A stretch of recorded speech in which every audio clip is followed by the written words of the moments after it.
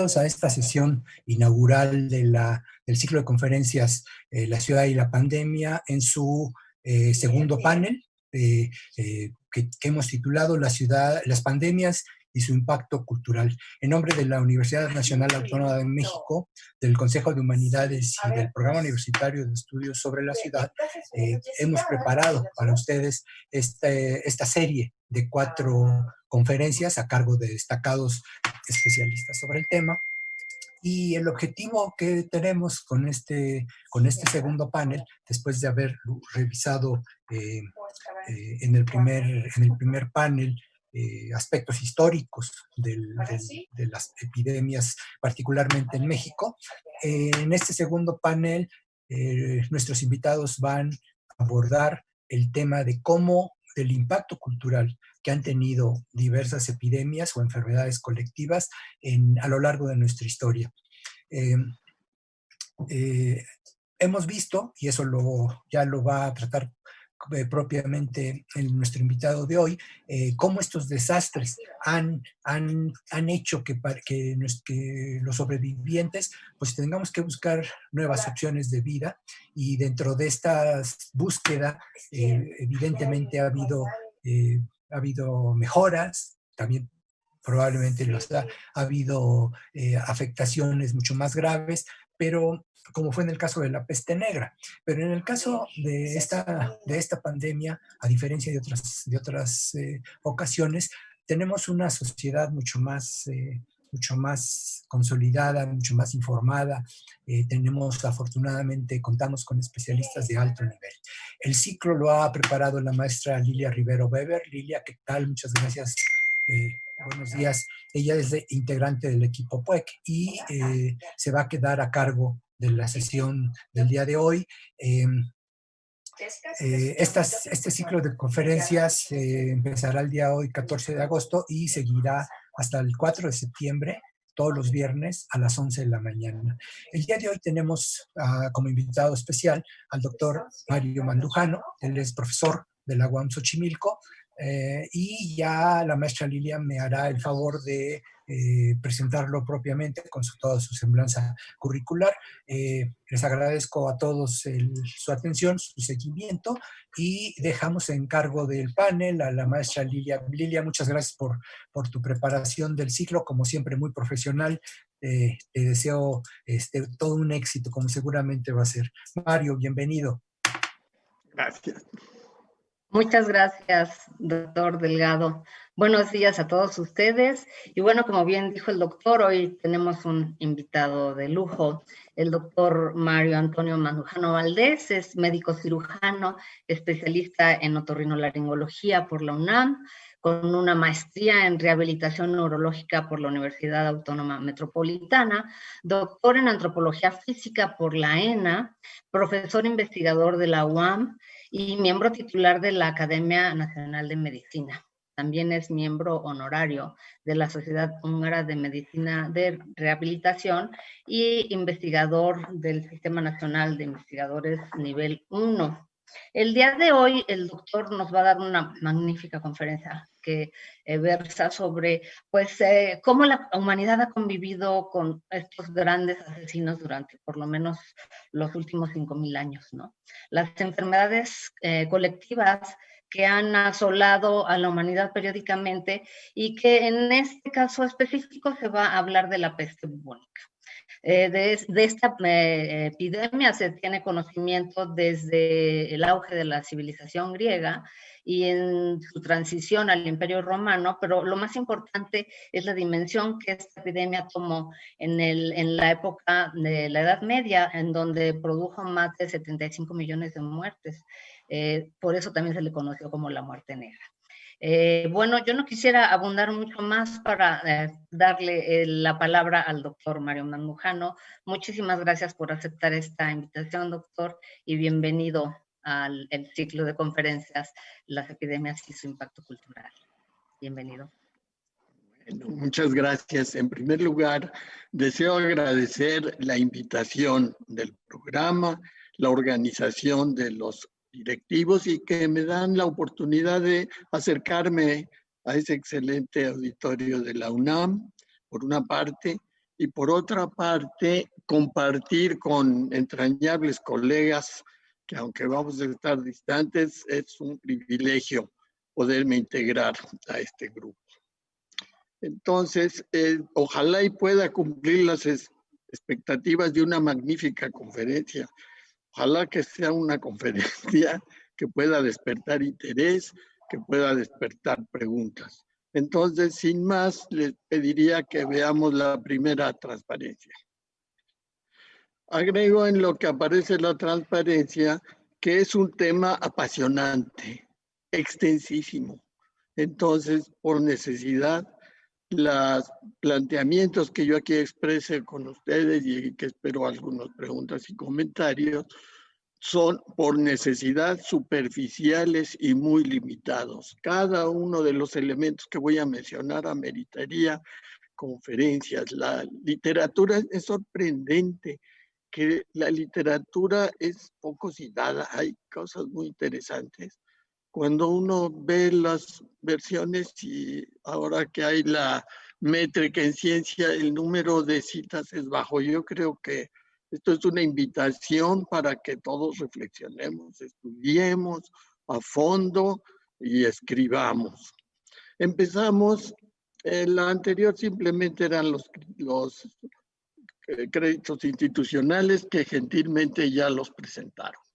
Quiero empezar con esta frase del Eclesiastés: lo que ya ha sido, lo que es ya ha sido y lo que será ya fue. Esa es una idea rectora y precisamente está planteada para que yo no voy a señalar las correspondencias, esas el auditorio las va a ir reflexionando, las va a ir abstrayendo. Entonces se trata de que entendamos la historia para entender mejor lo que nos está pasando. El término pandemias es más moderno, pero todas en la antigüedad, siguiente por favor, lo fueron porque afectaron la totalidad del mundo que se vivía. Las epidemias son parte de un conjunto tremendo de catástrofes que cuando aparecen cambia totalmente la vida de las poblaciones porque un porcentaje desaparece. Entonces tenemos los terremotos, las guerras, las glaciaciones. Hemos convivido con los más grandes asesinos de la humanidad, cuando menos desde hace 6.000 años, pero cuando en el periodo paleolítico la densidad de población era menor a 1 por kilómetro cuadrado, no había mayor posibilidad de que hubiera contagios. Siguiente, por favor. Voy a ir señalando así con la mano.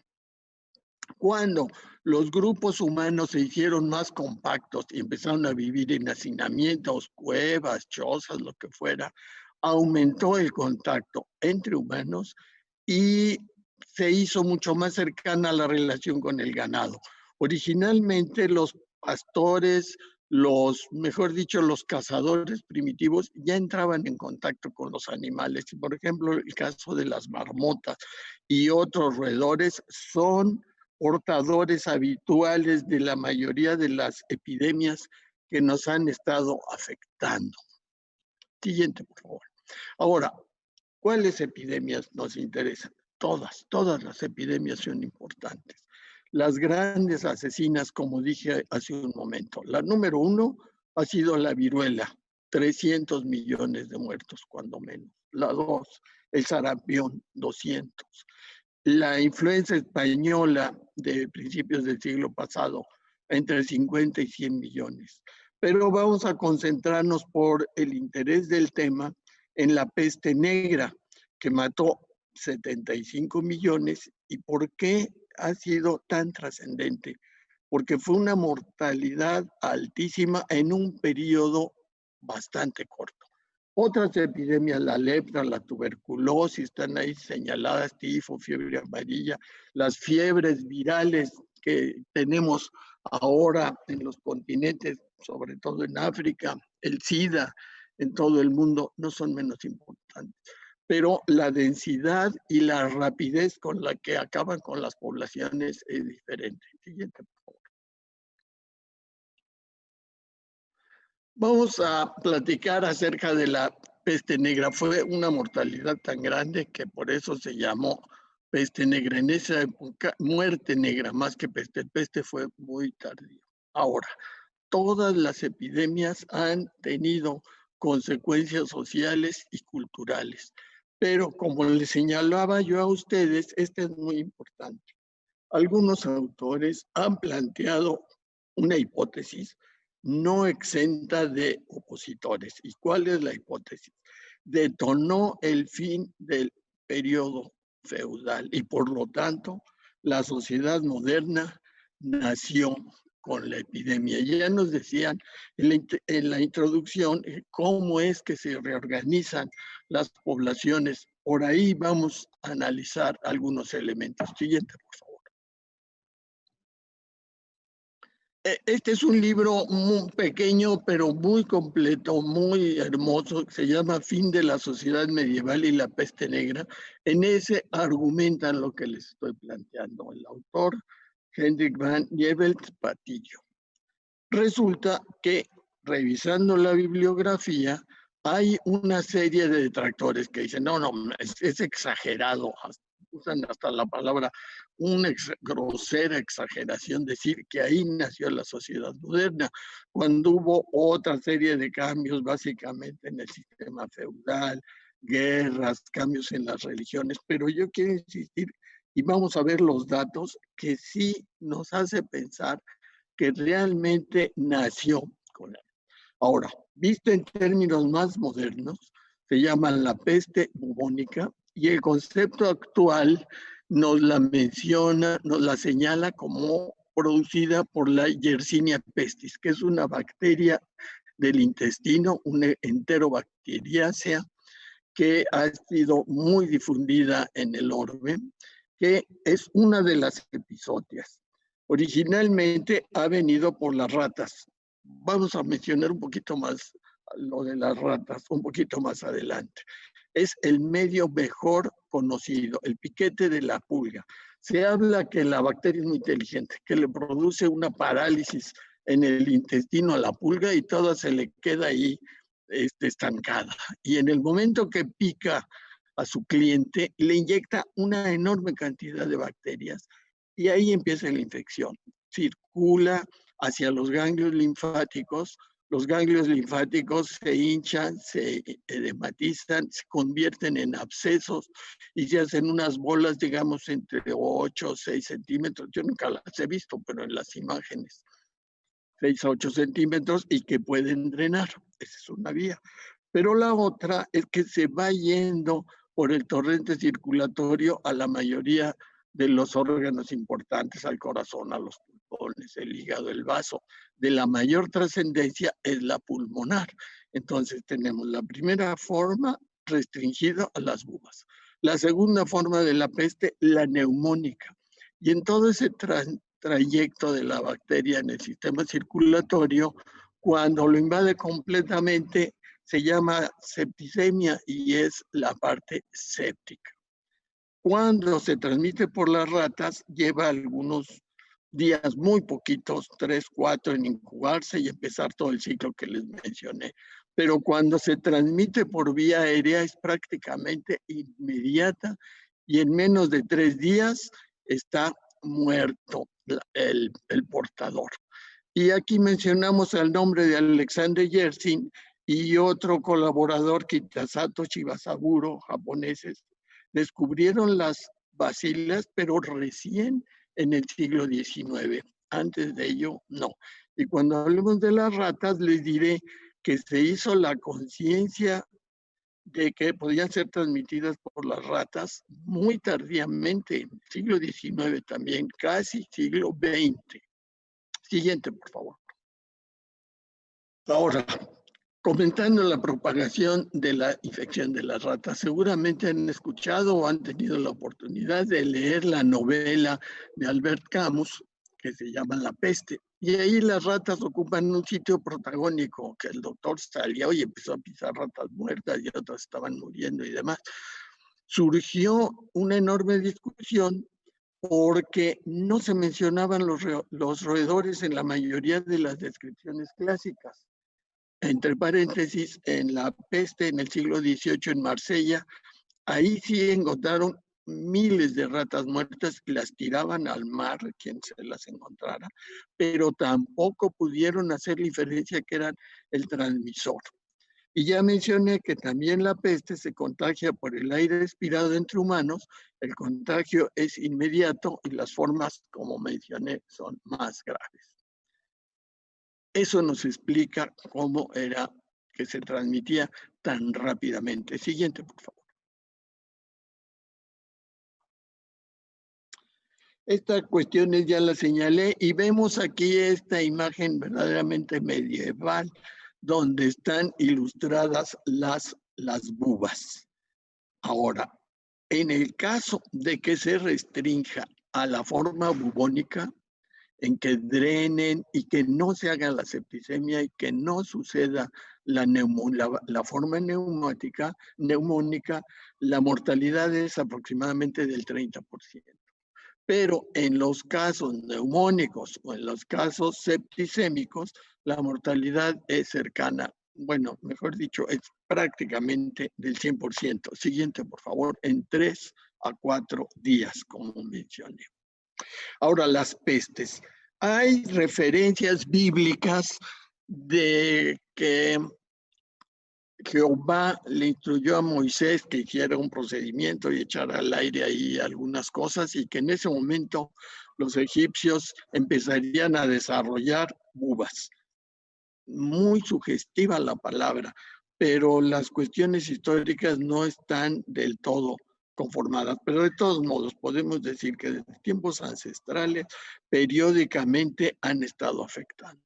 Y como comentó la doctora Lilia Rivero en la introducción, es ya mucho más impactante el conocimiento de las pestes que sucedieron en Europa y que siempre tuvieron consecuencias.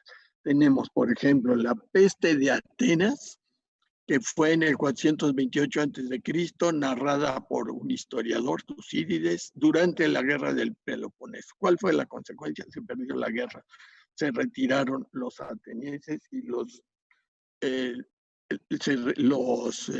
retiraron los espartanos y los atenienses quedaron con sus millones de muertos, con sus miles de muertos. La peste de Siracusa, 100 años después, cuando los cartagineses sitiaron esa ciudad, se enfermaron, se diezmó su ejército o todavía se redujo más, se retiraron, también se perdió Siria. La peste antonina del siglo II después de Cristo se llama así porque Marco Aurelio pertenecía a la familia de los antoninos y tan fue víctima que Marco Aurelio murió víctima de la infección. Y esa peste ya fue descrita por Galeno. Siguiente, por favor. En el extremo superior a la izquierda vemos un esquema de esa primera pandemia que está catalogada como la primera peste histórica. La segunda va a ser la que vamos a mencionar y luego les diré de la tercera. Y vean la extensión tan tremenda. Entonces, esa peste se llamó la peste justiniana, en la que la humanidad, como describió el historiador Procopio, la humanidad estuvo a punto de extinguirse, morían 5 a 10,000 personas cada día, impidió que Justiniano recuperara el imperio de Occidente, plan que había concebido. Siguiente, por favor.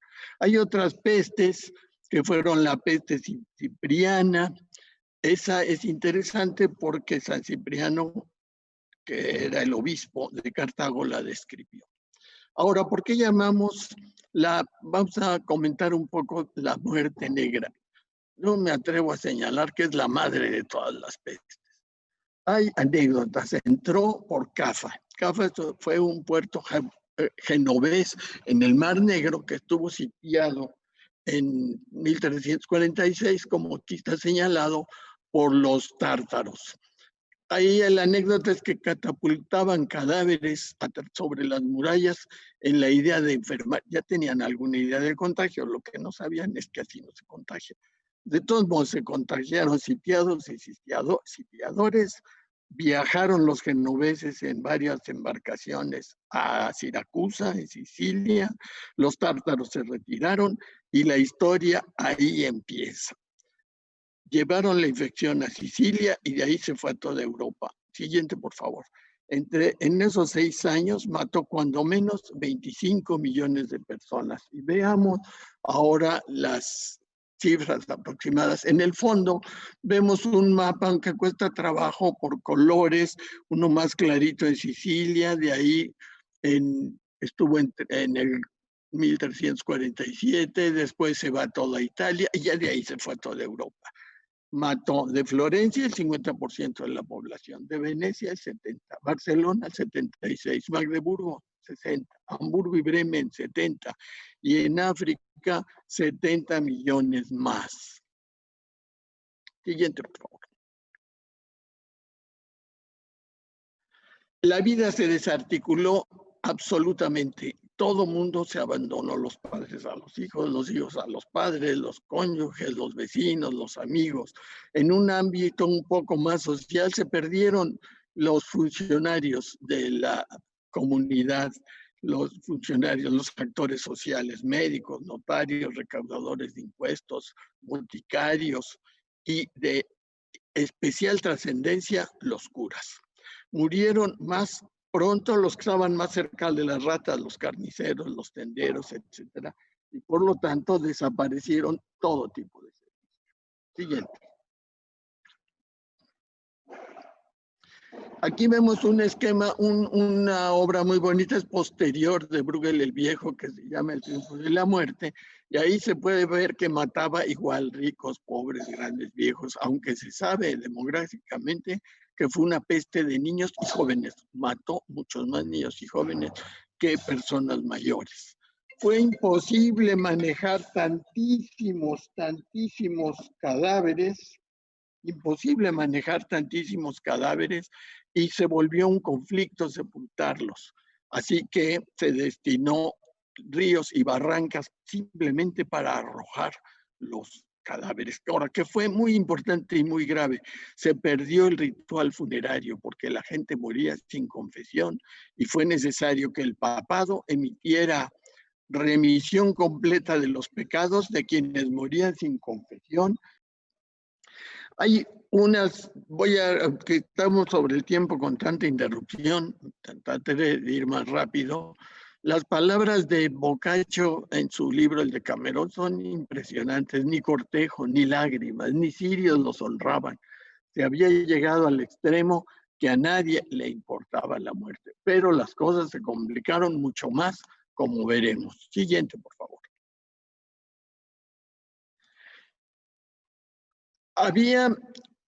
Yendo a buscar la información, encontramos que han conservado casi 300 tratados, la mayoría del siglo XV, más de 200, pero los hay del siglo XIV, son muy difíciles de localizar, porque no había imprenta, hay que algunos se reimprimieron posteriormente. Siguiente, por favor. En todos los libros, aquí están mencionados, ya no voy a insistir. Se publicaron libros en la época, en Francia, en Italia, y sobre todo interesan los de España. E interesan doblemente porque los médicos judíos y los médicos árabes conocían los textos que habían publicado los árabes en el siglo IX y habían rescatado. Sí, entonces, hay una serie de libros muy importantes que han sido analizados por los lingüistas y por los filólogos españoles, libros que se publicaron en España. Siguiente, por favor. Básicamente en Toledo y en el área de Cataluña. Por ejemplo, tenemos este regimiento de la persuasión de la pestilencia. En esa época se llamó pestilencia. Este médico, Jacques d'Argamont, lo escribió en catalán y fue dirigido a la población para que la gente supiera cómo orientarse. Claro, mala suerte.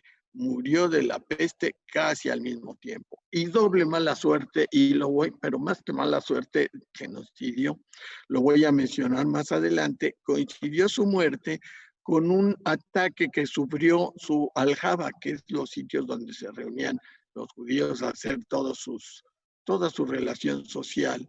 Y hay un pogrom, se llaman, y murieron numerosos judíos. Y hay otro de Abraham Kaslari, que es un texto muy técnico que fue escrito en hebreo culto. Siguiente, por favor. Ahora, los textos médicos, ¿qué es lo que vamos? No sé si vamos a tener tiempo para preguntas, adelanto un poquito. No quiero hacer un elogio de la profesión médica, pero los médicos en el siglo XIV eran magos, le hacían a la magia, a la alquimia, un poquito a la medicina, eran filósofos naturalistas y trataban de buscar soluciones a los problemas que confrontaban. Entonces, en todos esos textos médicos intentaron hallar una racionalidad de lo que estaba sucediendo y encontraron como posibles causas número 1 y de tremendas consecuencias la causa divina, un castigo de Dios a los pecadores. Pero también propusieron las causas astrológicas, ya las detallaré un poco, los miasmas, que es la contaminación del aire con partículas venenosas que podían estar ocasionados por la gran acumulación de basura. Y siguiente, peligrosísima, por causas humanas. Contaminación del aire y manantiales como un acto de maldad. El blanco fueron las minorías como los judíos, también los leprosos. Todas estas explicaciones promovieron actividades, siguiente, y tuvieron consecuencias. ¿Qué hacían los médicos? Los remedios medievales. Anoto aquí los más importantes. Pero desde esa época hubo la conciencia que eran inútiles ante las causas divinas, que eran inútiles ante las causas astrales, y subrayo con mayúsculas, y en los demás, pues eran inútiles para todos. Recomendaban en primer lugar la prevención, huir del lugar. Desde la época de Galeno, la prevención tenía 3 L's en latín, pero quería decir vete pronto, vete lejos y tarda en regresar. Interesante para la actualidad respirar aire limpio, entonces, irse a lugares en que no hubiera los miasmas y respiraran aire limpio. Desde luego, buena alimentación que podía ser parte de la terapia, comer algún tipo de pescados y cosas así. Hoy está aquí ilustrado un albarelo que se llamaba la Triaca Magna, desde la época, prácticamente desde el principio del milenio. Triaca Magna tenía cantidad de cosas, eran complejísimas. ¿Por qué era bastante curativo? Todos tenían opio, entonces, si no los curaba, cuando menos los consolaba. La mitidiata, que era también una medicación muy compleja, que se dice que se la daban al rey Mitríades para irlo haciendo inmune a que lo envenenaran. Por supuesto que murió por ahí de esa causa. El bolo de Armenia, nunca pude saber qué era. El acíbar, que casualmente parece que se extrae de algunos tipos de magueyes, y desde luego las piedras preciosas como talismanes. Dejé al último, porque eso sí funcionaba en algunos casos, el drenaje físico de las bubas. Drenaban los abscesos. Siguiente, por favor. Y eso podría contribuir a que hubiera una menor difusión de las bacterias. Causas divinas. ¿Qué se hacía ante las causas divinas? Vemos en la imagen un alto jerarca eclesiástico llevando una procesión. Pues se hacían procesiones, plegarias de arrepentimiento, súplicas de perdón a Dios, encabezadas por altas jerarquías. Si había pecado, generaron reglas de moralización, se prohibió el juego, se prohibieron las fiestas, se prohibió el baile, se pidió que se regularizaran las parejas, los que no estaban casados. Pero aquí hubo problemas, siguiendo el Consejo Galénico, un buen número de las jerarquías eclesiásticas comenzando con el Papa Clemente VI, abandonaron la ciudad. Aunque de los que se quedaron, muchos murieron. Siguiente, por favor. ¿Qué consecuencias tuvo interpretar una causa divina? Actualmente se menciona que fue un error tremendo aceptar y promover esta causa. ¿Por qué? Porque la población, al no encontrar apoyo, consuelo, confesión en medio de la mortandad, perdieron la fe y la confianza en la iglesia. Se hicieron agresivos a la iglesia y surgieron movimientos heréticos, como que voy a mencionar, como los flagelantes y otros de agresión a la iglesia. Siguiente, por favor. Las procesiones que originalmente perseguían los objetivos que les mencioné, degeneraron, porque empezaron a ser multitudinarias, a ser partes de una histeria colectiva, a cambiarle la mentalidad, que podían dirigirse a Dios sin requerir la intercesión de los curas, se flagelaban por contrición, pero se mencionaban capaces de hacer milagros, si podían dirigirse y relacionarse con Dios directamente, por supuesto que también podían hacer milagros, pero terminaron agrediendo, saqueando, cometiendo todo tipo de desmanes, desde luego incluyendo los sexuales, y hay unos mapas que se sobreponen, donde hubo una densidad y una intensidad de las peregrinaciones de los flagelantes, hubo mucho mayor genocidio de los judíos. Este fue un movimiento anticlerical que finalmente fue reprimido, pero el daño ya estaba hecho, estaba ya dañada la concepción y la confianza en la institución religiosa. Ahora, las causas astrológicas, eso es muy interesante. La conjunción de los planetas, sobre todo Marte, que creo que era muy malvado, con Júpiter, producían envenenamiento del aire y del agua, producían cambios climáticos y se envenenaba el aire, se envenenaba el agua. Tenían correlación esos cambios climáticos con las ideas de la salud, de lo frío, lo caliente, lo seco y lo húmedo en los humanos. Por lo tanto, se dudaba que los médicos pudieran hacer algo contra la actividad astral. Hubo una consecuencia interesante: proliferaron las cátedras de astrología en las escuelas de medicina, pero también proliferaron los astrólogos charlatanes que ofrecían los horóscopos. Siguiente, por favor. Y los pronósticos. La idea de que fueran miasmas por basura y contaminantes tuvieron solo causas positivas. Se decía que envenenaban el aire, los manantiales y la tierra, pero permitieron promover la higiene, como se verá, modificar el hogar, ya que ricos y pobres desde esa época convivían con los animales y todos vivían en hacinamiento. Surgió la privacidad. Siguiente, por favor. Causas humanas.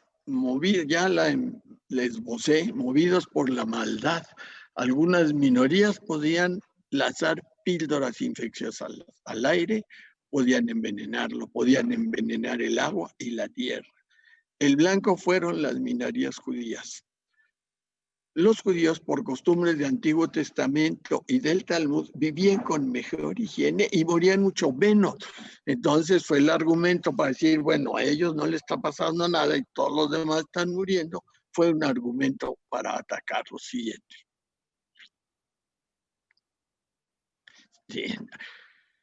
El genocidio de las minorías judías aquí está ilustrado en el Códex de Nuremberg, pero fue tremendo. Privaba, desde luego, una actitud antisemita, inclusive dentro de la institución religiosa. Eran los prestamistas, tampoco eran muy queridos. Cuando empezó a cobrar la epidemia, cobraban las deudas. Hay refranes populares que dicen, ¿cómo que se murió si me debía?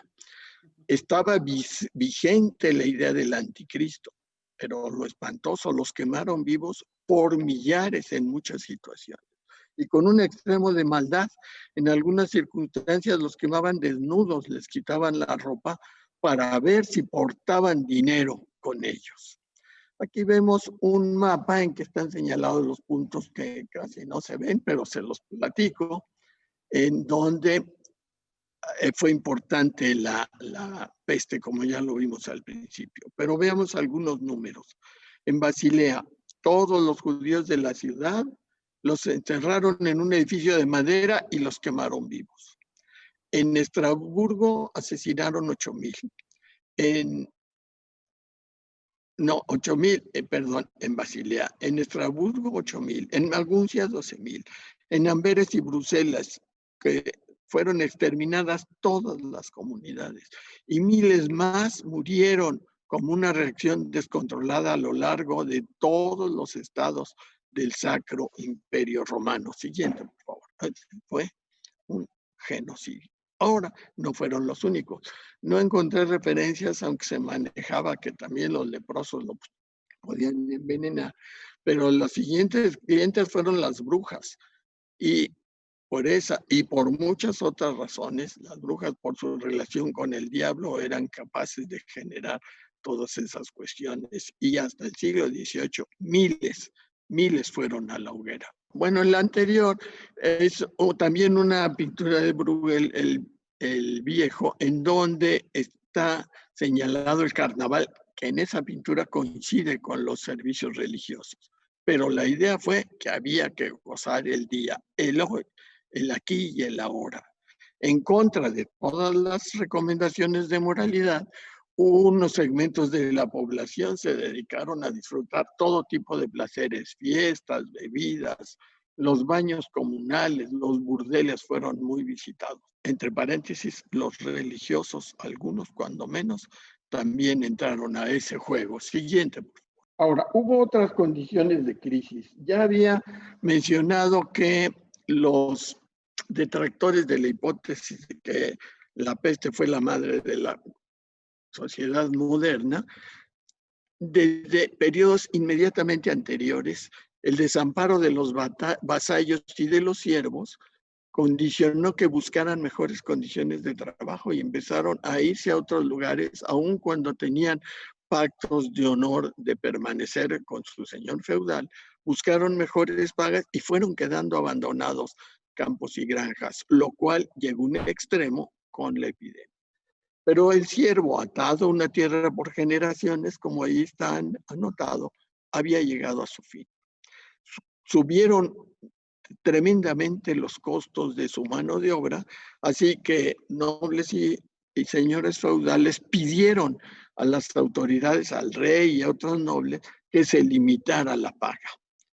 ¿Qué fue lo que sucedió? Surgieron múltiples rebeliones, pequeñas revoluciones en ciudades, también fueron reprimidas. El sistema feudal no desapareció en ese periodo, pero estaba gravemente, irreparablemente dañado. Siguiente. Aquí vemos en el mismo mapa están descritas algunas rebeliones de campesinos, unas en Francia y todas esas durante la época en Inglaterra, en Florencia y en el norte de Francia y en los Países Bajos.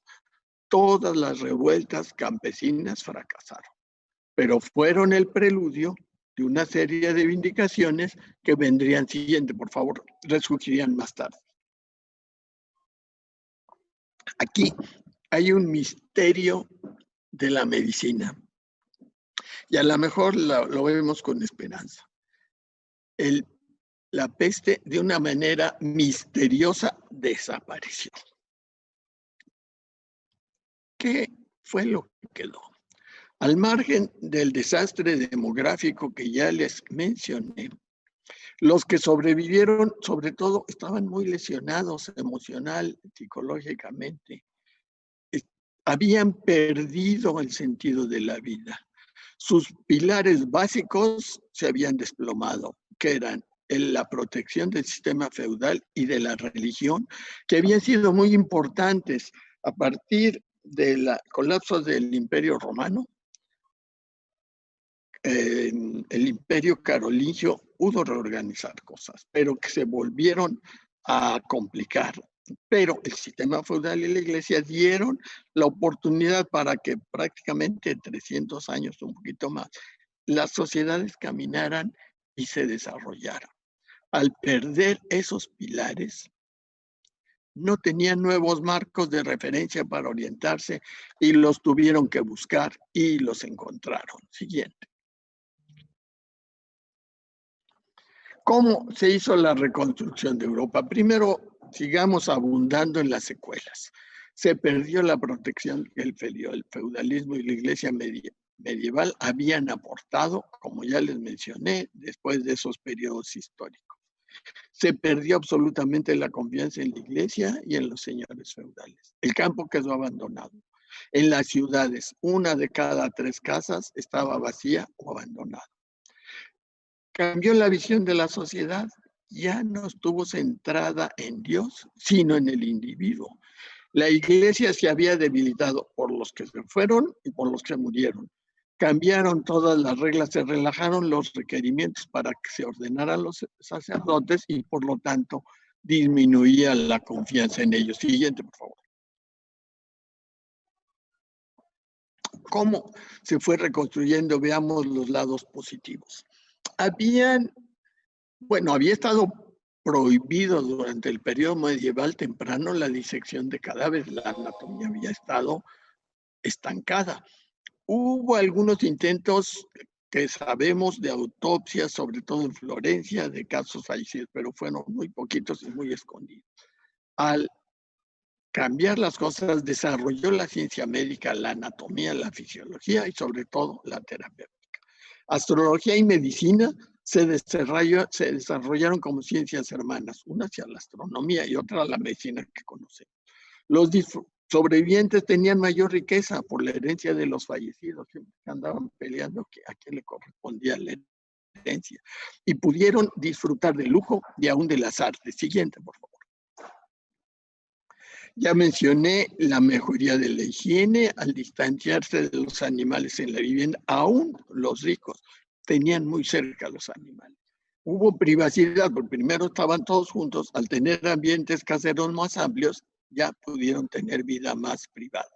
Al estar los campos abandonados, tuvieron que mejorar las técnicas de la agricultura y dieron un cambio hacia la ganadería, sobre todo de la lana, y en esa época el comercio de la lana fue muy importante. Se perdieron muchos marineros, pero mejoró la navegación, mejores barcos, mejor tecnología. Y en Florencia, aquí viene un ejemplo muy bonito, como en otras ciudades sucedió, en donde estaban las casas vacías y los lotes, hubo espacio, oportunidad y recurso para construir los palacios que de alguna manera o hemos visitado o hemos visto en los libros o hemos visto en el internet, que ahora son espléndidos museos. Siguiente, por favor. Regresamos a la frase. Lo que ha sido, lo que es ya ha sido y lo que será ya fue. Entonces, esa hipótesis habrá que debatirla y serán los académicos los que aporten más información. Pero de nosotros, ¿qué va a suceder? Preguntarnos, cada quien analizará si hemos perdido el sentido de la vida con todo lo que estamos viviendo. ¿Cómo será nuestra nueva cotidianidad ante la nueva normalidad, como se dice? ¿Y cómo se reconstituirá la sociedad una vez que pase o que no pase nuestra pandemia actual? Siguiente, por favor. Aquí vemos los créditos de algunas imágenes. En la siguiente, los créditos, las referencias bibliográficas, las preguntas y respuestas, a lo mejor pudiéramos mencionar algo más. Siguiente, y unos agradecimientos a los doctores, siguiente, que contribuyeron a hacer esta presentación. Hasta aquí lo dejo. Reitero lo dolido que estoy por todos los problemas. Las nuevas tecnologías son una maravilla, pero periódicamente nos dan unas zancadillas tremendas. Les agradezco mucho que me hayan escuchado, que me hayan invitado, y yo hasta aquí llegué. Muchas gracias. Muchas felicitaciones de parte de toda la audiencia. Tengo algunas preguntas aquí con usted. Yo aquí apunté algunas cuestiones que me parecieron interesantes y ante un comentario que usted hizo, yo tengo una pregunta. Esta desaparición misteriosa de la peste, ¿no podría ser también que después de ya tanto tiempo ya había una memoria inmune? O sea, ya no habría esa respuesta tan agresiva ante la bacteria o el virus en un momento dado. Bueno, le voy a decir mis hipótesis que están un poco locas, ¿eh? Hay, al terminar o durante una epidemia, hay los que se murieron, los que se enfermaron y no se murieron y ya quedan inmunes, los que tuvieron resistencia natural y al estar expuestos no les pasó nada. Y como usted señala muy atinadamente, se va generando una memoria inmunológica que se transmite. ¿Por qué se morían más los niños y los jovencitos que los adultos? Yo creo que la explicación va por el lado que usted señala, doctora. Muy bien.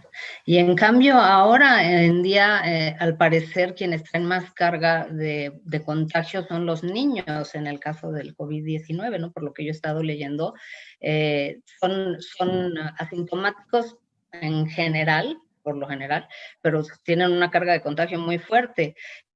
Cómo todo esto va variando finalmente con el tiempo, pero hay tantas cosas que no son tan similares de lo que usted ha comentado con relación a la peste bubónica, la peste negra, con lo que hemos estado viviendo, ¿no? Bueno, yo recuerdo estas máscaras que se hicieron precisamente para la peste, estos uniformes que se hicieron en su momento, que bueno, ya desde entonces el saber que el aire era un espacio de contagio y ahora la disertación tan increíble y la cantidad de discusiones que ha habido en torno al uso del cubrebocas, me causa una cuestión de mucha reflexión, porque en efecto lo que pasó volverá a pasar y todos pensamos que estamos viviendo algo nuevo, pero es algo que la historia va guardando y que nos va enseñando que finalmente, aunque digan eso fue en tu tiempo y ahora es diferente, no es cierto. O sea, va cíclicamente volviendo a suceder, ¿no? Y yo creo que si tuviéramos este criterio de tener una buena memoria histórica,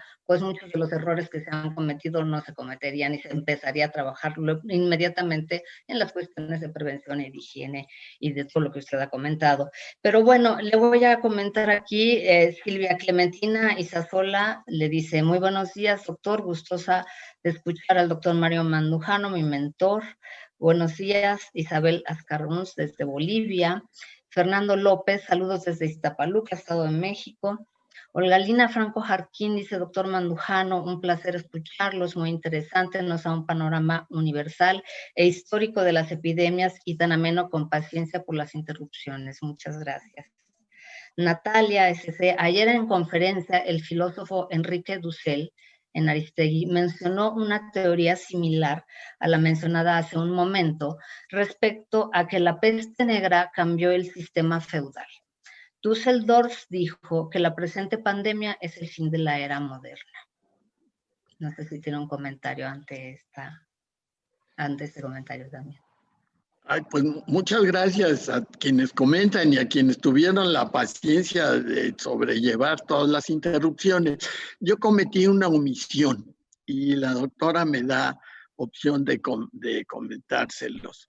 El disfraz ese tan simpático, tan bonito, tan impresionante, con unos picos enormes y unos guantes de piel y vestidos de piel, nos habla que de alguna manera ya tenían conciencia del contagio. Todavía no bueno, para esa época ya había surgido la teoría del contagio con Fracastoro, pero en ese pico tan grandote que tenían sus disfraces, ponían sustancias aromáticas para atenuar el olor a los muertos. Bárbara. Sí, eso es impresionante en verdad. Después, Marelia Escobedo, excelente conferencia, gracias por invitar al doctor Mandujano. ¿Dónde se puede conseguir el libro que mencionó? El título de la conferencia, impactante. El Eclesiastés nos hace ver que tenemos que aprender del pasado, hacia dónde nos dirigen las pandemias y cómo sociedad y tanto adelanto ya nos rebasaron nuevamente las pandemias. Pamela Sara Soto. Tengo 2 preguntas para el doctor Mandujano. La primera es sobre la creación del léxico derivado de estas pestes. Algunas palabras de pestes antiguas han perdurado hasta nuestros días. ¿Considera posible que ocurra lo mismo con las palabras creadas durante esta pandemia? La segunda pregunta es sobre los cambios sociales que acaecen después de las pandemias. ¿Cree usted que las estructuras familiares y sociales sufrirán cambios después del COVID? Bueno, son preguntas muy interesantes y no estoy seguro de tener la respuesta acertada. En los términos de pestilencia siempre tuvieron un fondo que los filólogos analizan que tenía relación con muerte. Entonces, la palabra pestilencia, que fue la que se manejó en esa época, no se manejó ni siquiera la peste, ni siquiera la muerte negra, son conceptos posteriores, pero siempre ha habido una relación de las lenguas vivas, bueno, que nuestras lenguas son una cosa viva, con lo que se está viviendo. No sé, no he reflexionado en el calor qué cosas nuevas se están diciendo. Eso por un lado. Por otro lado, yo creo que los elementos que se plantean van siendo como que apuntan, si no fue el detonante, si no fue la causa única, sí fue muy importante. Ahora, el libro que está mencionado, bueno, no es que sea propaganda, porque no me da comisión, pero se puede conseguir en Amazon en versión de Kindle. En versión otra es un libro, a mí me llama la atención ese libro, es demasiado bello, muy ilustrado. Ese les recomiendo que le echen un ojo. Y ya que me pusieron en el camino y soy muy abusivo, quiero recomendarles desde luego el libro de Ken Follett, de su trilogía. El segundo es muy relacionado con todo lo que dijimos. Y hay en YouTube un documental que hicieron en donde van a poder ver las procesiones de los flagelantes. Claro, es un documental, pero también las van a ver. Y para los ignorantes del cine como yo, les recomiendo que primero lean la explicación, pero la película de Bergman de los 50 que se llamó El Séptimo Sello es impresionante. Y ahí van a poder ver, y mucho mejor, yo pude haberlo dicho, lo que aquí se comentó. Y no sé si me falta una pregunta. ¿Cuál es el título de la trilogía de Ken Follett? Se llama, bueno, la primera es Los Pilares. Pilares de la Tierra. Los Pilares. Y esta es la segunda, no me acuerdo si se llama Muerte sin fin o algo así, sin fin. Creo que sí es Muerte sin fin. Okay. Pero de la trilogía es el segundo. Después, aquí tenemos otra pregunta. Álvaro Ignacio nos pregunta, ¿hay datos que indiquen cómo varió la concentración y distribución de la población en las ciudades? Bueno, miren, los datos exactos no los tengo, pero sí le puedo decir, que no me fijé en su nombre, pero le puedo decir que hubo el desastre demográfico, no terminó con la terminación de la peste. La población estaba o deprimida o dañada físicamente o algo, que la tasa de natalidad siguió bajísima durante los siguientes 100 o 200 años. Se tardaron toda esa época en recuperar las poblaciones. Yo creo que si le rascamos podemos contestarle su pregunta, pero sí hubo un desbalance muy grande entre la natalidad y la mortalidad. Y por eso fue que se perdió ese porcentaje y que no se recuperó en 100 o 200 años. Interesante. Se le quitaron las ganas de hacer travesuras. El ingeniero Luis Eduardo Mejía Pedrero le pregunta, ¿cómo se llamaba el instrumento con el que realizaban la autoflagelación? Bueno, hay varios. Ahora se los digo, se pusieron de moda con el libro. Se llamaban, ay, ahorita se me fue el nombre, había varios, a lo mejor me acuerdo del nombre en lo que se los platico. Había unos que eran una especie de látigos con puntas de metal con púas. Había otras cosas que se ponían en la pierna y se apretaban y que tenían agujas y conforme le iban apretando les iba a... El silicio, el silicio, ¿no? Al silicio, pues ya me salvó la doctora. Los silicios, exacto. Bueno, también aquí el doctor Rivero Weber dice que sí, que también era un cinturón o pulsera o faja con púas. Olgalina Franco Jarquín, excelente conferencia, gracias. Doctor Mandujano, en su conferencia comentó el relevante papel de la Iglesia y de otras religiones. ¿Cuál considera que fue o es el rol de la religión en esta pandemia? Realmente no puedo contestar. Yo creo que la fe en las personas que siguen teniéndola es muy importante, pero ya no lo puedo contestar, la verdad. Pero sí sigue teniendo un papel importante, pero como ahora se conocen las causas, se conocen los mecanismos y las complicaciones, la balanza siento que se ha ido hacia otro lado. Ya el énfasis no está en la religión, es lo único que podría decir. Muy bien. Último comentario, nos dice el doctor Rivero también, las flagelaciones de la Edad Media, curiosamente se originó para llegar a la salvación. Dice, pero fuera de la iglesia. ¿Es así? Pues yo creo que era en lo privado o en lo privado o fuera de la iglesia. Yo no tengo la información de que adentro de la iglesia estuviera flagelando. Y entonces han surgido, a partir de la novela que les señalaba, surgieron muchas preguntas y todavía se seguían flagelando a un elevado jerarca eclesiástico que conocí, le preguntaron si seguía flagelando. Y digo que sí se flagelaba, pero ya no en ese sentido, porque ahora se hacía actos de contrición, era su forma de flagelarse. Pero en la vida cotidiana, los que somos muy azotados, ya ven ahí el refrán de no te azotes que hay chayotes, dice, no, ya date tus latigazos y deja de molestar. Eso nos dicen al interior de la familia cuando se pone uno muy, muy dramático. Sí, es cierto, y qué interesante lo que comentaba usted de los refranes que tenemos acá, como el de cómo que se murió si me debía, ¿no? También decíamos en el ciclo pasado de este refrán de ahí viene el coco, ¿no? Por el cocolistli también. Ah, de ahí viene.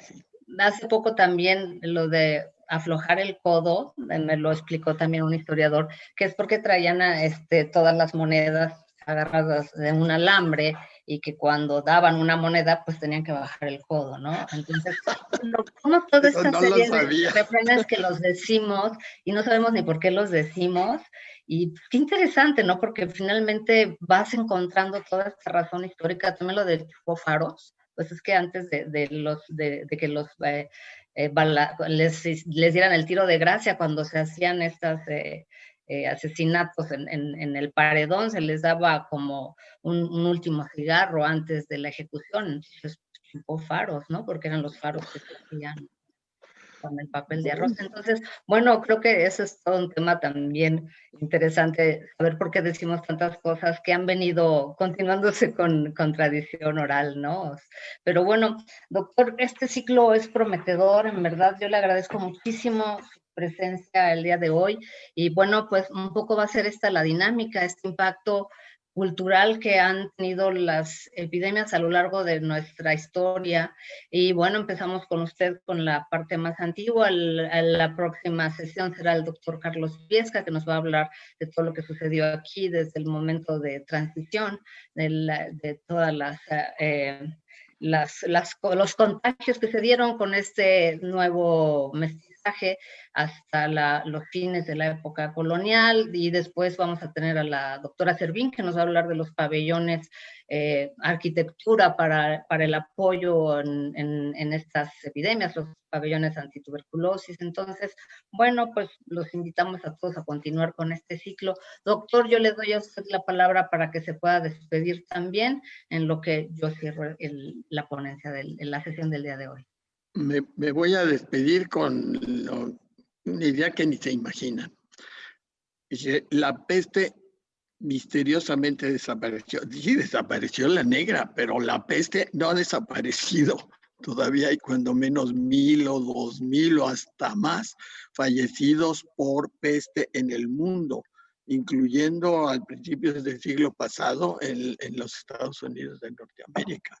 Entonces, el recuerdo de la historia nos obliga a pensar qué es lo que está pasando y conocer el contexto y tratar de saber, tratar de adivinar y organizar nuestra conducta para ver cómo nos vamos a reorganizar, porque no está tan fácil, no pinta tan fácil.